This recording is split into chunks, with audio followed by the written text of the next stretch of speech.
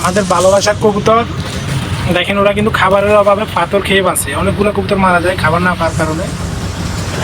এখানে এক ইন্ডিয়ান ভাই আছে, ও কিন্তু কবুতরগুলো খাওয়া দেয়।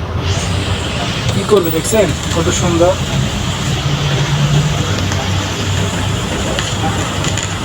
খুব ভালোই লাগলো, অনেকগুলো কবুতর। এখানে খাওয়া দাওয়া পায় না তো কবুতরে।